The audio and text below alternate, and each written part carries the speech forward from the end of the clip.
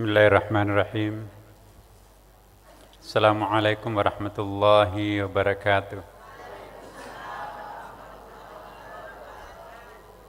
Alhamdulillah, thumma alhamdulillah. Alhamdulillahilladzi hadana lihadza wa ma kunna linahtadiya laula an hadanallah. Asyhadu an la ilaha illallah wa asyhadu anna Muhammadan abduhu wa rasuluh. La nabiyya ba'd. Ibu-ibu dan bapak-bapak sekalian yang sama-sama dicintai, dirindukan Allah Subhanahu wa taala. Pada pengajian Husnul Khatimah kita pada malam hari ini, insyaallah kita akan melanjutkan nasihat dari Syekh Ibnu Athaillah. Ya, sebagai kelanjutan bacaan kita yang lalu-lalu.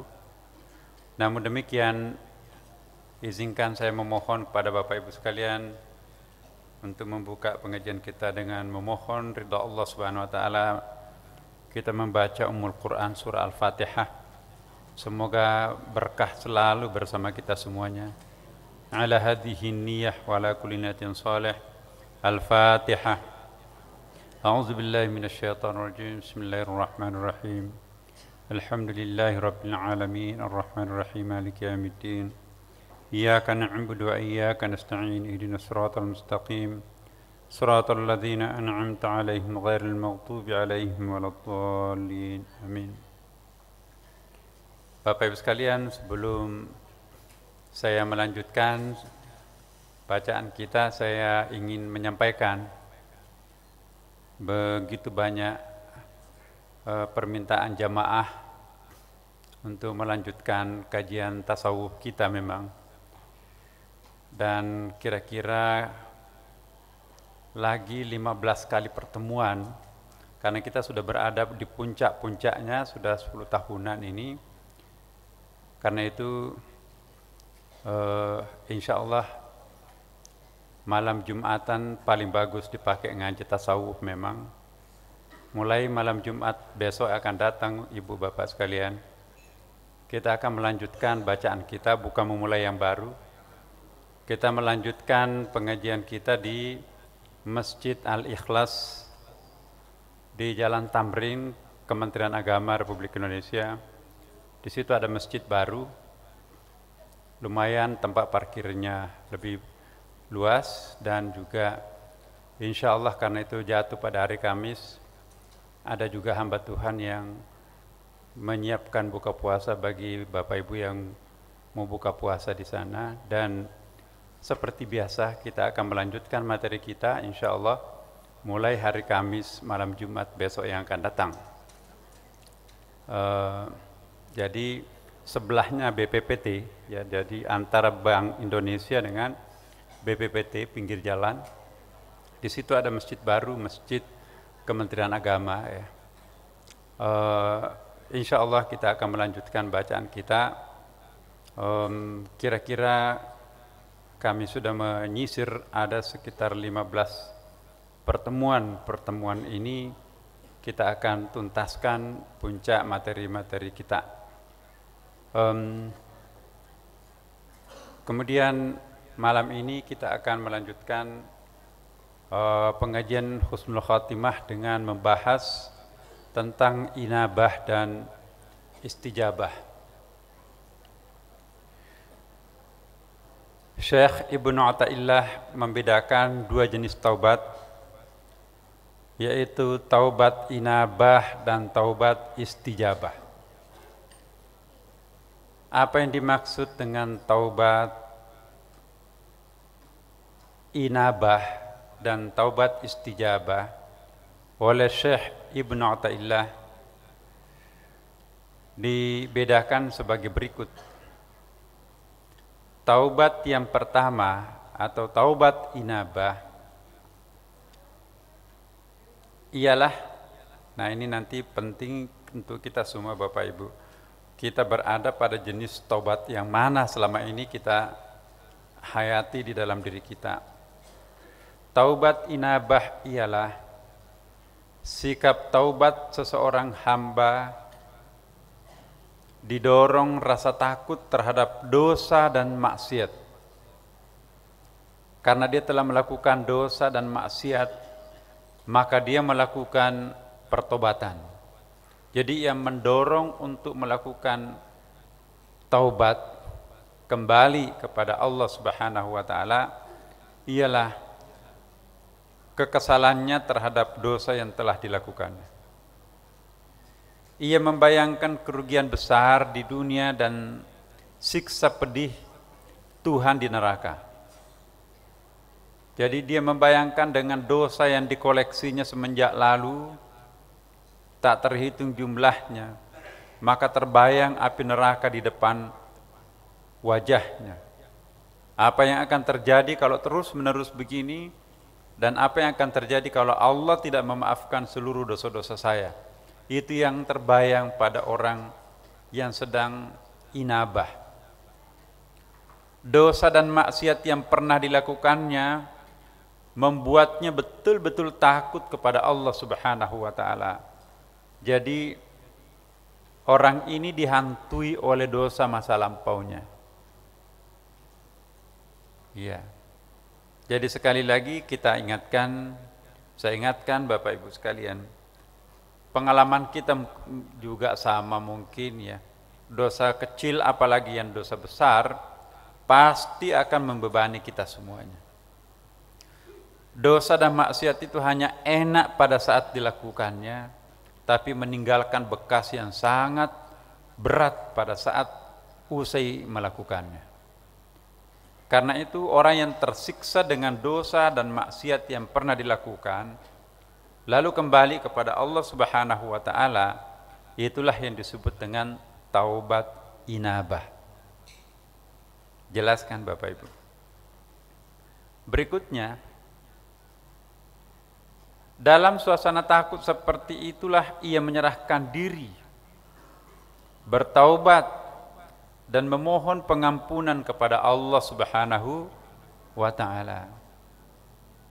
Dalam keadaan hati yang sedang gundah pilu berat, dia menyerahkan dirinya kepada Allah. Ya Allah, jika Engkau tidak memaafkan dosaku yang sudah terlanjur aku lakukan, maka seperti apa hambamu ini? Hambamu akan pasti hina di dunia, menderita nanti di akhirat.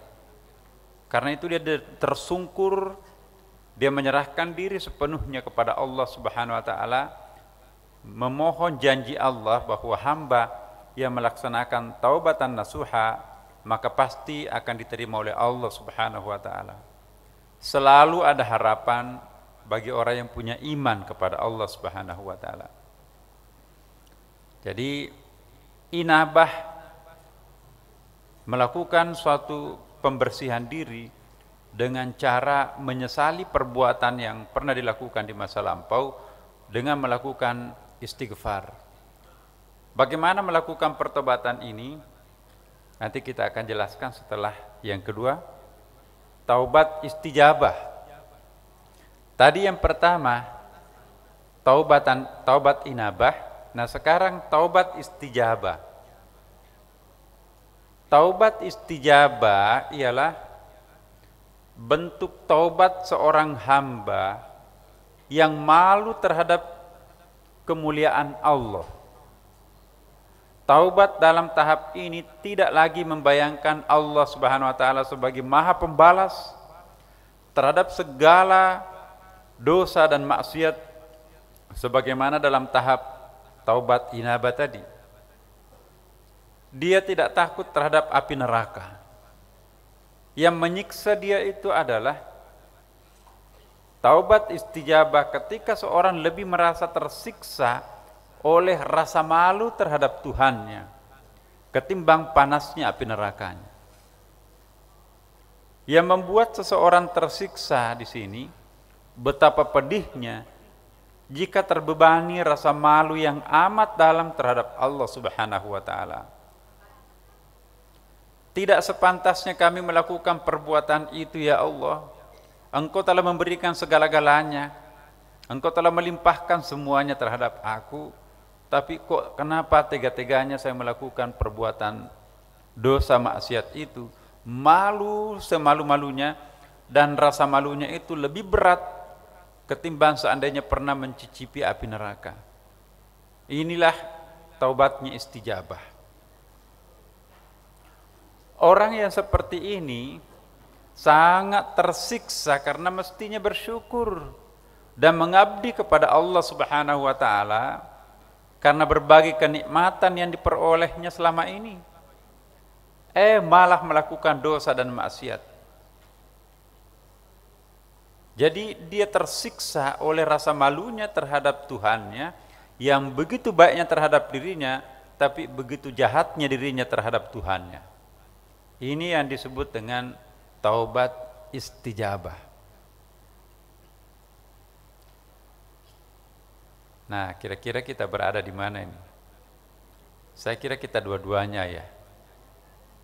Satu sisi kita takut neraka, tapi pada sisi lain malu kita kepada Allah kan, insya Allah. Kemudian ia selalu menyesali dirinya karena tega melakukan sesuatu yang memalukan terhadap Tuhannya. Rasa malu ini yang menyiksanya lebih berat ketimbang ia masuk ke dalam neraka. Luar biasa bagusnya redaksi yang disampaikan oleh Syekh di sini, bahwa orang yang sudah sampai makam lebih tinggi, dia akan lebih tersiksa oleh rasa malu ketimbang panasnya api neraka itu sendiri. Begitu dia takutnya dan begitu dia respeknya, segannya terhadap Tuhannya, ya Allah, seandainya aku bisa memilih, lebih baik engkau memanggang aku di api neraka ketimbang engkau membiarkan aku hidup menanggung rasa malu yang amat berat terhadapmu ya Allah. Aku malu engkau menatap wajahku yang sedemikian kotor. Lebih baik engkau membakar aku ke dalam neraka. Nah, sudah sampai sepasrah itu Bapak Ibu. Seandainya disuruh memilih disiksa secara fisik di neraka atau terbebani rasa malu terhadap Tuhannya, maka ia akan memilih disiksa di neraka. Subhanallah. Orang yang berperasaan seperti ini, sebelum ia bertaubat, Allah sudah jauh-jauh hari sudah memaafkan dosa yang bersangkutan. Siapa lagi orang yang mau diampuni dosanya kalau bukan orang seperti ini? Karena itu, menyiasati perasaan itu juga sangat penting Ibu Bapak. Apa yang dimaksud menyiasati perasaan? Kalau kita bisa mampu melakukan taubat istijabah, kenapa harus melakukan hanya taubat inabah? Ya. Tetapi taubat inabah jauh lebih baik ketimbang taubatnya orang awam. Bagaimana taubatnya orang awam? Di bawahnya taubat inabah, langganan dosa-dosa. Udahlah, nanti malam Jumat kita ngaji tasawuf, baca surah-surah sebelumnya sambil mohon kepada Allah. Kan Tuhan Maha Pengampun. Jadi nunggu malam Jumat untuk menghancurkan dosanya, nanti istighfar malam Jumat. Itu dosanya orang awam.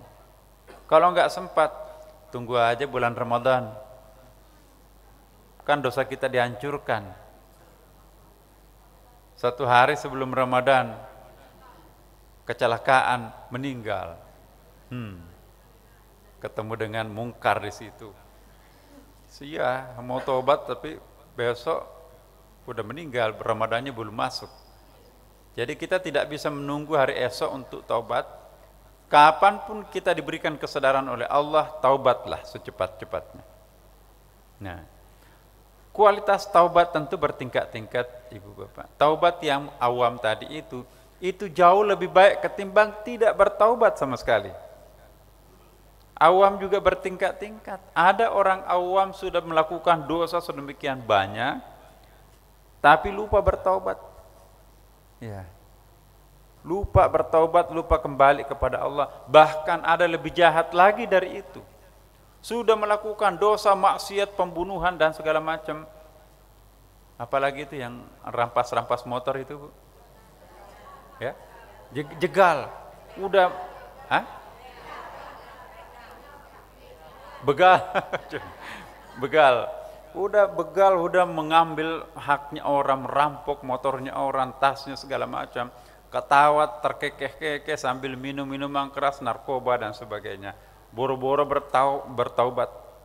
Nah, orang yang seperti ini tingkatan yang paling ya tinggal satu di bawahnya, namanya binatang.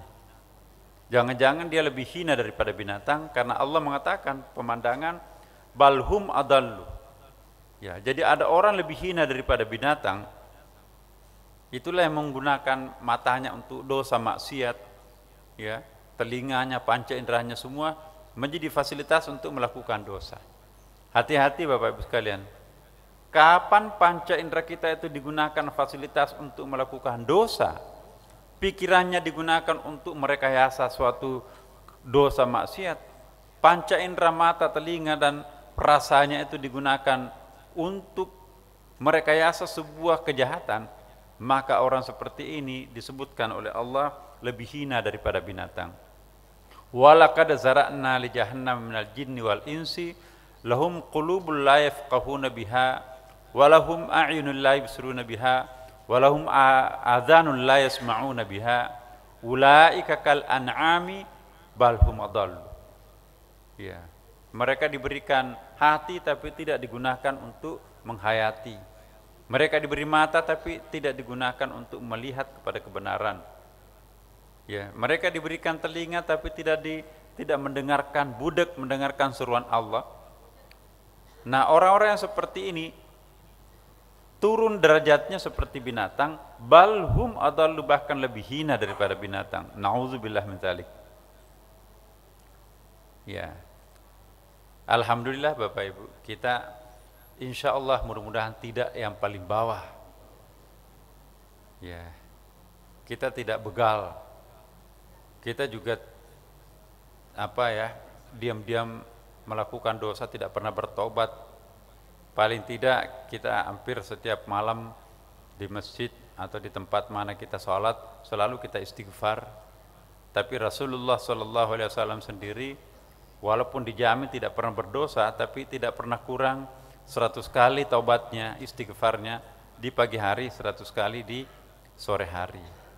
Ya. Kemudian taubat lapis kedua ialah ngumpul-ngumpul dosanya nanti sekalian ditobatin deh. Karena itu juga tidak bagus. Kemudian yang selanjutnya, taubat inabah ini sudah masuk ke tingkat yang lebih tinggi. Ya, menyesal dan takut kepada Allah, takut terhadap neraka. Kalau Allah tidak memaafkan dosa saya, mati aku, hancur aku. Di dunia enggak dapat berkah, di akhirat itu menderita. Jadi dia tersungkur di hadapan Allah, nangis-nangis agar dosanya diampuni. Tapi orang ini baru terbebani oleh dosa.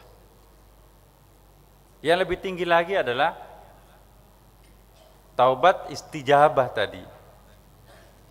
Taubat istijabah ini tidak lagi terbebani oleh perbuatan dosanya sendiri dan tidak lagi merasa terancam oleh api neraka, tapi langsung dia merasa tersiksa oleh rasa malunya terhadap Allah Subhanahu wa taala. Dia sudah merasakan duluan nerakanya sebelum neraka yang sesungguhnya. Karena itu dia merasa sakit sekali. Ya Allah. Ya. Jadi aku sangat malu terhadapmu. Bagi orang yang punya perasaan, bagi orang yang harga dirinya tinggi, bagi orang yang martabatnya lebih utama Bapak Ibu, kadang-kadang memang lebih tersiksa kalau ia dicemoohin orang ketimbang ia dipukul. Ya. Pukulan gampang diobati di rumah sakit. Tapi kalau hati yang luka tidak akan pernah bisa diobati di rumah sakit. Karena itu, bagi orang yang peradaban, kebudayaan, martabatnya tinggi, ia lebih takut dalam kualitas rasa malu itu tadi ketimbang siksaan fisik. Kalau siksaan fisik itu seperti binatang, mainnya dipukul baru jalan gitu ya. Tapi kalau yang manusia, yang paling manusiawi sebetulnya, menghindari hukuman fisik. Tidak perlu dihukum fisik, ya.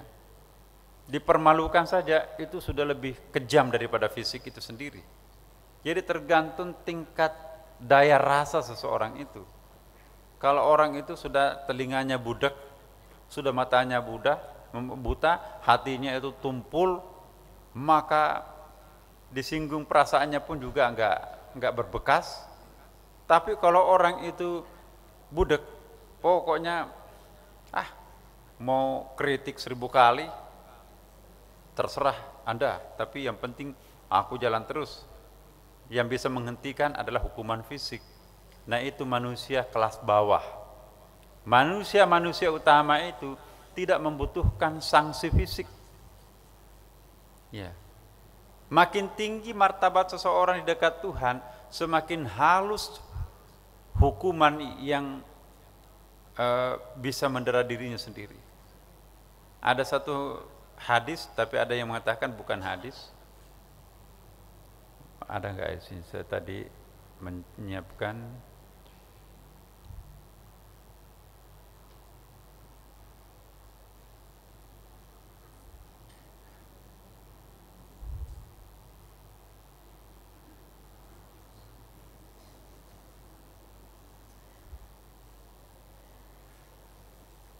Iya,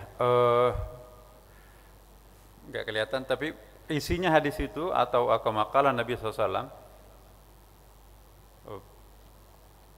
dosa besarnya seorang wali ialah perbuatan baiknya seorang awam. Nah, itu susah itu. Contohnya, ada seorang melakukan kebajikan, dipuja-puja oleh orang, hebat ya dia. Itu perbuatan baik, orang semuanya mau sorakin dia bagus sekali. Tapi bagi seorang aulia itu perbuatan dosa besar. Kenapa? Dia memproklamirkan, mendeklarasikan, memamerkan kebajikan yang dilakukan. Itu adalah perbuatan yang paling buruk bagi seorang aulia, wali. Nah, jadi bertingkat-tingkat juga penilaian itu. Perbuatan kebajikannya orang awam, perbuatan dosa besarnya orang khawasul khawas. Kalau kita tadi melihat orang itu ya enggak ada yang salah. Ya. Dia menyampaikan prestasinya di depan publik dan orang semua bersorak, hebat ya. Sampai seperti itu. Tapi bagi seorang pencinta Tuhan dan dekat dengan Tuhan, menikmati pujian itu adalah suatu hijab baru bersarang dalam batin kita. Karena itu Bapak Ibu, jika sudah mulai kita tidak puas terhadap pujian orang, maka martabat di hadapan Tuhan itu sudah lebih tinggi. Ini satu kriteria penting buat kita semua. Tapi sebaliknya, selama kita masih mencintai, selama kita masih mendambakan, dan selama kita masih menikmati pujian orang, maka kelas kita masih di bawah. Kapan kita sudah mulai tersiksa dengan pujian orang? Ya Allah, ini artinya saya bocorkan rahasia kebajikan saya. Kok kenapa orang tahu? Buktinya orang memuji saya. Ya. Begitu dipuji, astagfirullah, astagfirullah. Bukan aku yang pantas untuk kalian puji. Allah yang segala-galanya harus dipuji. Dia tersiksa terhadap pujian. Nah, tapi orang awam, dia menikmati pujian. Bahkan kalau nggak ada yang memuji, sakit kepalanya sehari. Aduh, ini sudah maghrib, belum ada yang puji aku ini. Dia cari akal supaya ada orang memujinya. Jadi obat sakit kepalanya dia adalah pujian. Nah, udah dimakan obat itu segala macam, pusing. Datang ke dokter, nggak ada penyakitnya. Ternyata penyakitnya krisis pujian. Ya, begitu dipuji, sembuh. Nah, orang yang seperti ini Bapak Ibu menandakan dirinya sebagai seorang awam. Nah, Susah kan kalau orang dipuji, tidak boleh ada yang terselip sekecil apapun dalam dirinya itu sebuah kepuasan.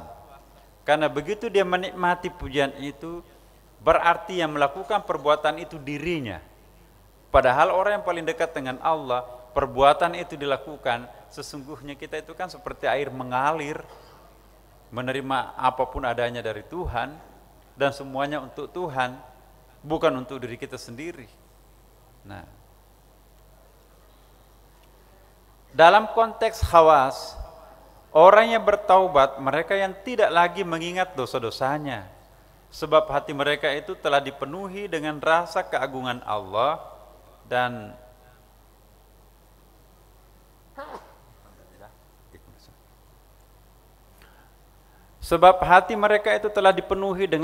keagungan Allah Subhanahu wa ta'ala dan ingat kepadanya secara terus-menerus. Jadi kalau orang sudah mencintai Tuhannya terus-menerus, tidak ada lagi perhatian pada dirinya sendiri untuk dipuji.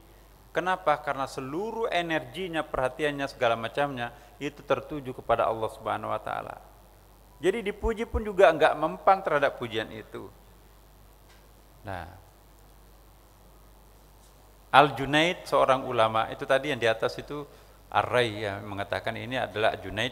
Taubat dalam konteks masyarakat awam ialah mulai menempuh jalan menuju kedekatan kepada Allah Subhanahu wa ta'ala.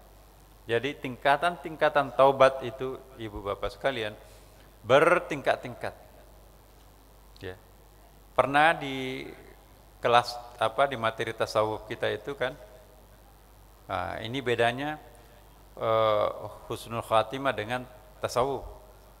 Tingkatannya tadi itu ada awam, penjelasannya lain, hawasul hawas. Kalau tingkatan taubat menurut pandangan tasawuf yang pernah kita bahas, masih ingat ibu? Ya. Taubat yang pertama itu ialah mereka melakukan dosa besar, akhirnya dia taubat. Taubat yang kedua, ya, tidak lagi melakukan dosa besar, ya, tetapi belum insaf untuk melakukan kebajikan. Ya kan ada orang seperti itu, sudah insaf tidak melakukan kejahatan lagi, sudah kembali ke masyarakat, tidak lagi garong, tidak lagi macam-macam, tapi masih tetap tidak sholat, masih tetap tidak melakukan ibadah-ibadah lain, tidak puasa, tapi lumayan sudah tidak melakukan kejahatan lagi. Itu sudah insaf tapi belum taubat. Nah, tahap berikutnya sudah insaf dan sudah sholat, lumayan sholatnya walaupun tidak, masih putus-putus, tetapi sepanjang sholatnya dilakukan itu nggak ada isinya kemana-mana. Ya. Puasa Senin Kamis sih iya sekali-sekali, tapi isinya pun juga kosong karena masih tetap berbohong, masih tetap mengambil haknya orang lain, itu percuma. Akhirnya dia juga masih sadar, ya Allah, ya, saya ingin sadar setelah melakukan sholat, puasa, itu kualitasnya luar biasa. Tidak lagi berbohong, tidak lagi, ya sudah melakukan khusyuklah sholatnya, tapi masih istighfar, masih bertaubat. Kenapa? Masih ada detik-detik tertentu saya tidak mengingat Tuhanku, masih taubat di situ. Ada lagi seperti Nabi, sudah tidak ada dosanya lagi. Akhirnya apa yang terjadi, Bapak Ibu sekalian? Masih taubat lagi, tapi taubatnya itu bukan lagi karena dosa, tapi karena cintanya terhadap Allah Subhanahu wa ta'ala. Nah, inilah yang kita anggap bahwa definisi taubat dan tingkatan-tingkatan taubat dalam pendekatan tasawuf seperti tadi, dan untuk tasawuf husnul khatimah penjelasannya juga lain lagi seperti tadi. Jadi ada persamaannya tapi juga ada perbedaannya. Kita dengarkan dulu suara azan Bapak Ibu sekalian. Alhamdulillah, kita lanjutkan Bapak Ibu. Sedikit lagi.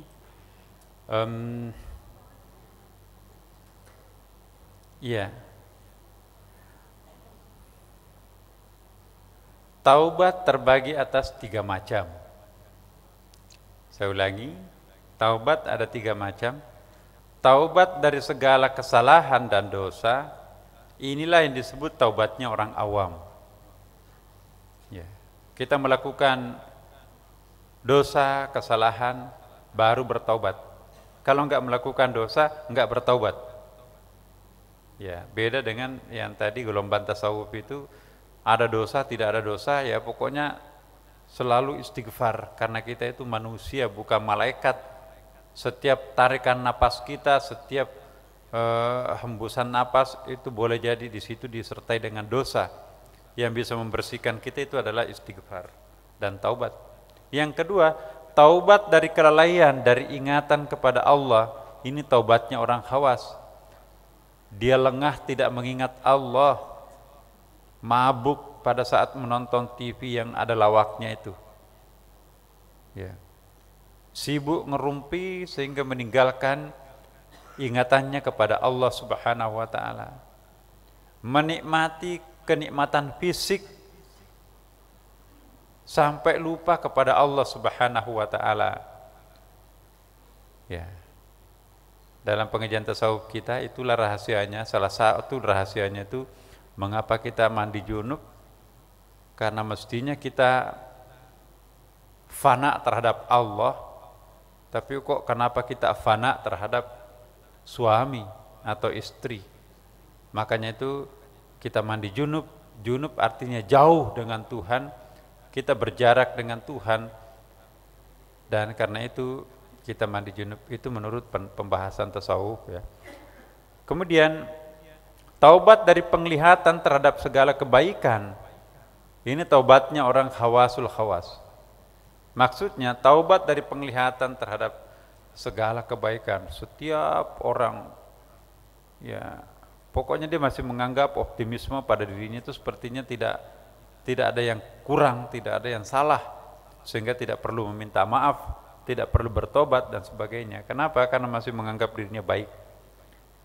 Nah, orang yang khawasul khawas, sekecil apapun juga yang bertentangan dengan kata hatinya, hati nuraninya, ya, maka itu dosa. Jadi orang yang bersih, Bapak Ibu, seperti cermin yang bersih. Cermin yang bersih itu, setetes noda di cermin bersih itu akan langsung kontras, kelihatan ada kotoran kan Bapak Ibu. Tapi kalau cermin itu belepotan dengan noda, ada tetesan lagi di situ, nggak terasa itu. Nah, hati yang bersih seperti cermin yang bening tadi, ya. Seperti ibu-ibu, mohon maaf, tidak ingin cerminnya itu bernoda, ya. Jadi, wah kok ini kotor, jorok dan seterusnya. Biasanya kan laki-laki itu sembrono, ya, karena pernah asrama putri dan asrama putra itu sangat berbeda, Bapak. Saya pernah PR3, urusan kemahasiswaan. Kalau kita bandingkan asrama putri dan asrama putra, antara bumi dan langit. Masya Allah, asrama laki-laki itu jorok. Perempuan yang ada sih 1-2, tapi pada umumnya, pokoknya pada umumnya beda lah. Ada juga laki-laki yang bersih sekali, rapi, ya. Tapi saya tidak ingin mengatakan begini. Saya ingin mengatakan tapi enggak bagus. Saya perhatikan asrama kamar-kamar laki-laki yang rapi-rapi itu justru yang keperempuan-perempuanan juga. Ya.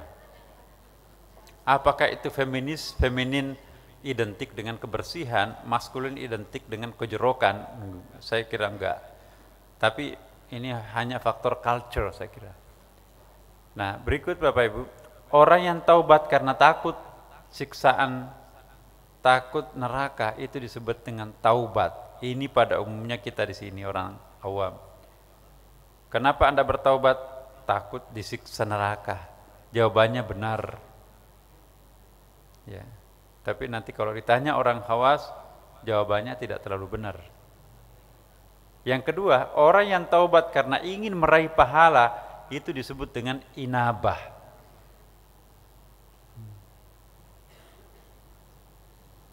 Ada lagi,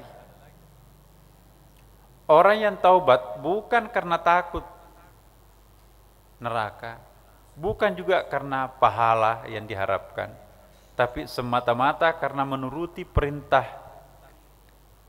istighfar, taubat, mohon ampun. Itu sifat dari manusia, ya, sebagai hamba, maka dia lakukan itu. Maka orang yang seperti itulah yang disebut dengan aubah. Jadi ada taubat, ada inabah, ada aubah. Aubah ini yang paling tinggi. Dalam makam tasawuf kita itu kita pernah sampaikan seperti Nabi. Nabi menegur suaminya. Aisyah menegur suaminya. Kata Aisyah dengan panggilan mesranya apa ya, kalau kita itu kalau istri menegur suaminya, abang kok salat melulu, tengah malam nggak pernah tidur, masa salat melulu? Ya, abang kan diampuni dosanya sebelum bertaubat. Abang kan maksum, dijamin tidak punya dosa. Dijawab oleh sang suami dengan nada yang sangat lembut, afalam akuna abdan syakura, apakah aku tidak termasuk hamba yang bersyukur? Jadi taubatnya bukan karena dosa, taubatnya karena syukur kehadirat Allah Subhanahu wa taala. Ya. Syukurnya Nabi karena dia Nabi. Alhamdulillah. Dikarunia kepercayaan berat dan besar sebagai Nabi. Alhamdulillah. Dikarunia oleh Allah jamaah Masjid Sunda Kelapa. Dikarunia oleh Allah, subhanallah, tekun belajar. Dikarunia oleh Allah salat tahajud. Alhamdulillah. Jadi istighfarnya itu, astagfirullahnya itu bukan karena dosa, tetapi pengganti kata syukur itu sendiri. Ya. Alhamdulillah penting. Tetapi orang-orang tasawuf itu lebih banyak berucap astagfirullah ketimbang alhamdulillah. Kenapa? Karena yang seharusnya alhamdulillah, tapi dia istighfarkan astagfirullah. Saking hati-hatinya tidak ingin ini adalah prestasi. Dia ingin tidak ada apa-apanya di hadapan Allah. Kalau alhamdulillah berarti ada prestasi, ada keakuan di situ kan. Nah, ini yang kita akan bahas di pengajian tasawuf, bahwa itu itu ada perjalanan suci menurut Allah Subhanahu wa taala. Jadi ada 4 jalan itu, ya. Ada istilah bahasa Arabnya itu, ya, as-safar minal khalq ilal haqq. Berjalan dari makhluk kepada Allah. Ada lagi as-safar, ya, minal khalq ilal haqq bil haqq. Berjalan menuju Tuhan bersama dengan Tuhan. Jadi sudah dalam genggaman Tuhan. Dan seterusnya. Nah, tahapan-tahapan ini penting untuk kita fahami Bapak Ibu sekalian. Karena perjalanan itu kalau tidak didirect, itu apa artinya? Tidak dibimbing. Seperti contohnya pohon beringin di belakang masjid kita di sini. Di situ kan ada pohon besar tuh. Di situ juga ada semut. Semut itu akan berjalan ke puncak. Sama juga manusia akan naik ke mi'raj, ke atas. Dia merasa sudah benar jalannya karena dia semut begitu kecilnya dan batang itu besar sekali, tenggelam di pori-pori keriputnya pohon. Dia nggak tahu mana kanan mana kiri, saking luasnya besarnya pohon itu. Dia merasa sudah naik ke atas, tapi ternyata dia salah jalur. Dia mestinya naik ke atas, tapi dia menelusuri tangkainya yang ke sebelah kanan. Disangkanya aku sudah sampai ke puncak, ternyata di puncaknya adalah tangkai yang di sebelah kanan. Yang satunya teriak, aku sudah sampai ke puncak. Bukan, engkau salah memilih jalur, engkau terjebak di dalam tangkai di sebelah kiri. Ini yang benar, aku sudah sampai di puncak. Ya, betul-betul di puncak. Oh iya, Anda benar. Bagaimana jalan ke situ? Itu harus mulai dari nol. Enggak juga sih, tapi harus naik lagi. Kenapa kamu bisa sampai ke situ? Karena saya dapat bimbingan. Nah, sekarang ini perlu pembimbingan, perlu mursyid. Jika kita ingin menelusuri lorong-lorong gelap, lorong-lorong rahasia, lorong-lorong menyesatkan, lorong-lorong penuh dengan hijab menuju Allah Subhanahu wa ta'ala. Itulah yang disebut dengan as-sair minal khalq ilal haq. Itu ada 4 perjalanan, dan 1 perjalanan itu dibagi lagi masing-masing ke 3 bentuk perjalanan. Nah, itu yang kita akan mulai bahas nanti insyaallah di tempat kita yang baru di Masjid Al-Ikhlas. Semoga bagi ibu yang bapak yang mau bergabung menuntaskan materi kita, untuk sementara kita pakai Masjid Al-Ikhlas itu. Demikian Bapak Ibu sekalian, kita sampaikan, semoga Allah bersama kita dan selalu melindungi kita, selalu meridai kita, dan semoga Bapak Ibu sekalian senantiasa diberikan kesehatan, diberi petunjuk, dan kita dekat dengannya sedekat-dekatnya. Ala hadhihi niyah. Al-Fatihah.